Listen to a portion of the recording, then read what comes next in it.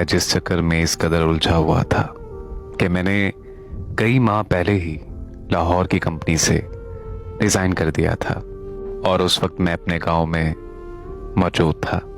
मैंने अपना पासपोर्ट और कुछ ज़रूरी कागजात एक एजेंट को दिए हुए थे ताकि वो जल्द से जल्द मेरा वीज़ा लगवा दे। मेरी बीवी नौरीन जब भी मुझे किसी चीज़ लाने का कहती थी तो मैं परेशान हो जाता था, क्योंकि मैं जब अम्मा से पैसे मांगने जाता था तो मुझे घर के अखराजात की लंबी फहरिस्त सुनाने बैठ जाती थी और साथ ही मुझे ये कहती थी कि तुमने नौकरी छोड़ने में बहुत जल्दबाजी की थी। जब मेरे सास ससुर को उनके हालात का अंदाज़ा हुआ तो उन्होंने अपनी हैसियत के मुताबिक अपनी बेटी को खर्चा पानी देना शुरू कर दिया। मेरी बीवी नौरीन अब मुझसे नाराज रहने लगी थी।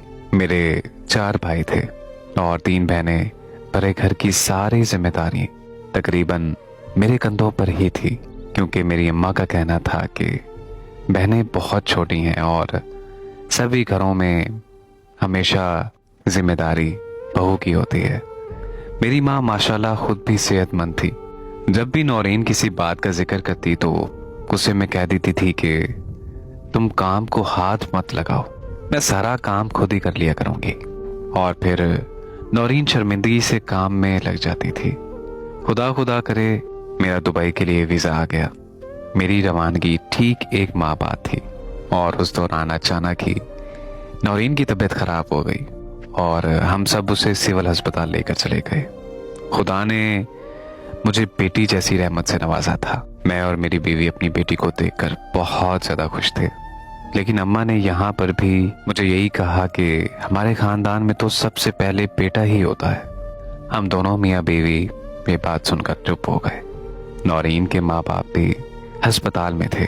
मेरी अम्मा जल्द ही वापस घर चली गई। खैर, बच्ची की छुट्टी वाले दिन मैंने अपनी हैसियत के मुताबिक मिठाई बांटी और अपनी बेटी का नाम मरियम रख दिया। मरियम बहुत ही प्यारी थी। जैसे जैसे रवानगी के दिन नज़दीक आ रहे थे, मेरा दिल जैसे अंदर से परेशान होता जा रहा था। मुझे समझ नहीं आ रहा था कि मैं अपनी इतनी छोटी सी बेटी और बीवी को छोड़कर इतनी दूर कैसे चला जाऊं। फिर मैं अपने माँ बाप की तरफ देखता था तो यही सोचता था कि चलो कोई बात नहीं, मैं सबसे बड़ा हूं, मुझे इनके लिए इतना तो करना ही पड़ेगा। मैं समझता था कि 2-3 साल में हमारे घर के हालात बदल जाएंगे। नौरीन हर वक्त उदास रहती थी और फिर आखिरकार रवानगी का दिन आ गया। मेरी बहनें, मेरी माँ और भाई सब ही मुझे एयरपोर्ट पर छोड़ने आए। मेरी बीवी नौरीन भी उनके साथ आना चाहती थी, लेकिन मेरी अम्मी ने यह कहकर उसे रोक दिया कि उसे बच्ची को देखकर मुझे बैरून मुल्क रवानगी मुश्किल लगेगी, तो इसलिए उसे अपनी बच्ची के साथ घर पर ही रहना चाहिए। मुझे मेरी माँ की ये बात बहुत ज़्यादा कड़वी लगी, लेकिन मैं एहतराम में चुप रहा। अपनी बीवी को कमरे में जाकर गले से लगाते हुए मैंने कभी ये नहीं सोचा था कि मैं दोबारा कभी उसे जिंदा ही नहीं देख पाऊंगा। मैंने मरियम को प्यार किया और नौरीन की गोद में मरियम को दे दिया। जब मैं घर से निकला तो बहुत अफसरदगी के साथ वो दरवाजे में खड़ी उस वक्त तक मेरी तरफ हाथ हिलाती रही जब तक हम गली का मोड़ मुड़ नहीं गए। माँ बाप और बहन भाइयों की दुआओं की वजह से मैं दुबई में आ गया। यहाँ मेरे कज़न ने मेरे लिए पहले से ही नौकरी का इंतज़ाम कर रखा था। जहाँ लाहौर में मुझे 40,000 तनख्वाह मिलती थी, अब यहाँ मुझे पाकिस्तानी 1 लाख मिलना शुरू हो गए। काम बहुत ज़्यादा सख्त था, लेकिन मैं दिल लगा कर काम करता रहा। काम के साथ साथ ही मुझे कमरे में मौजूद दूसरे लड़कों की तरह अपनी बारी पर खाना बनाना पड़ता था। मुझे कपड़े भी धोने पड़ते थे। उस वक्त मुझे घर की शिद्दत से याद आती थी। मैं बाकायदगी के साथ घर फोन करता था। सभी से मेरी बात हो जाती थी, लेकिन जब भी मैं नौरीन से बात करना शुरू करता था तो मेरी माँ कमरे में ही बैठी रहती। मैं वीडियो कॉल पर अपनी बेटी को बड़ा होते हुए देख रहा था। हर माँ मेरी माँ ज़रूरतों की एक लंबी लिस्ट मुझे भेज दिया करती थी। मेरे छोटे भाइयों की तालीम भी जारी थी और मेरी बहनें भी पढ़ रही थीं। घर में थोड़ी थोड़ी तब्दीली आना शुरू हो गई थी।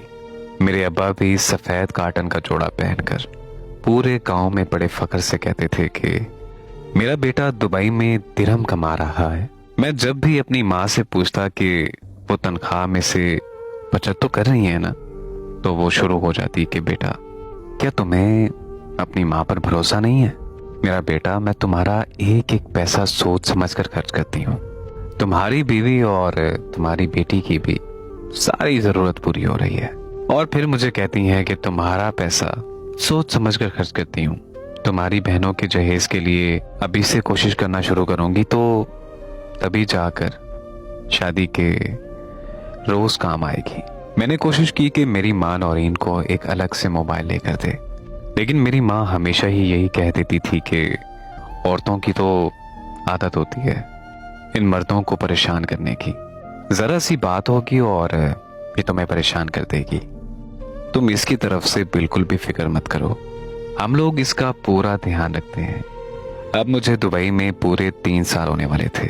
मुझसे छोटा भाई, जो इस वक्त मैट्रिक का तालिब इल्म था, उसने पढ़ने से इनकार कर दिया था और साथ ही उसने ये जिद भी बांध ली थी कि उसे जमीनों का शौक है।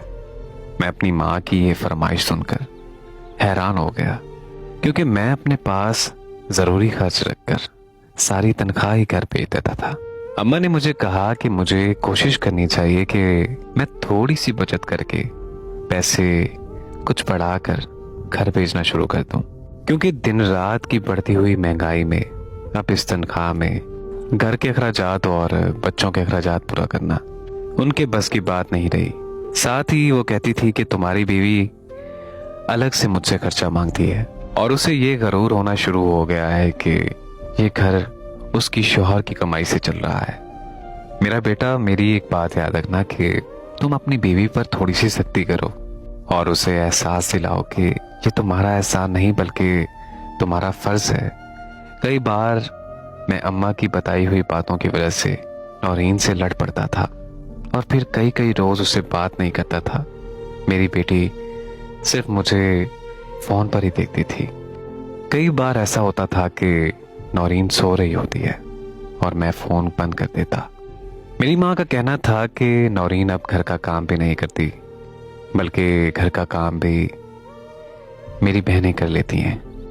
मैं अपनी अम्मी की ये बातें सुन सुनकर अपने अंदर खूब गुस्सा पालता रहा।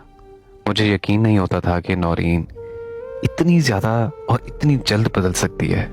कभी मैं फोन करता था तो मेरी अम्मा कह देती थी कि नौरीन अपने मैके गई हुई है, तो इस बात पर मैं अपनी अम्मा से नाराज हो जाता था कि उन्होंने मेरी इजाजत के बगैर उसे मैके क्यों जाने दिया। और जब मैं उसके भाई को कॉल करने की बात करता था, मेरी अम्मा मुझे अपनी कसम दे देती और कहती कि बेटा, तुम उसे वहां बैठे हुए परेशान मत करना, वरना तुम्हारे ससुराल वाले क्या सोचेंगे कि हमने इनकी बेटी को इतना तंग कर रखा है। धीरे धीरे मैं अपनी बीवी से बेजार होने लगा। दिन रात मेहनत ने मुझे चिड़चिड़ा और बदमिजाज भी बना दिया था। मैंने अब कम से कम पैसों में गुजारा करना शुरू कर दिया था। मुझे लगता था कि मेरे पैसों को बचत कर करके जमा कर रही है और कुछ सालों में इतना जमा हो जाएगा कि मैं दुबई छोड़कर वापस पाकिस्तान चला जाऊंगा। वहां जाकर मैं अपना कोई मुनासिब कारोबार शुरू कर लूंगा। 4 साल बाद जब मैं ये बात अपनी अम्मा से की तो वो मुझे हैरत से कहने लगी कि बेटा, फिलहाल तो सिर्फ तुम्हारे भाइयों की तालीम और तुम्हारे बाप का इलाज ही पूरा हो पा रहा है, फिर तुम्हारी बीवी और बेटी का खर्च भी है, और तुम अब कोशिश करो कि अब कोई दूसरी नौकरी ढूंढो। अपनी अम्मा की ये बात सुनकर मैं बहुत परेशान हो गया। मेरे यार दोस्त मुझे बड़ा समझाते थे कि मुझे अपने घर वालों पर इतना भरोसा नहीं करना चाहिए, लेकिन मैंने शुरू से ही अम्मा अब्बा के साथ कभी जबान और कभी उनकी नाफरमानी नहीं की थी और उनकी बात मेरे लिए पत्थर पर लकीर जैसी थी। खैर, मैंने उससे बेहतर नौकरी ढूंढना शुरू कर ली और अल्लाह के शुक्र से मुझे यहाँ पर उससे बेहतर नौकरी भी मिल गई। यहाँ पर मेरी तनख्वाह 1.5 लाख के करीब थी। मेरे दोस्त और मैं ज़्यादा वक्त अपने कमरे पर ही गुजारता था। नौरीन ने अब अपने भाई से कहकर एक अलग मोबाइल ले लिया।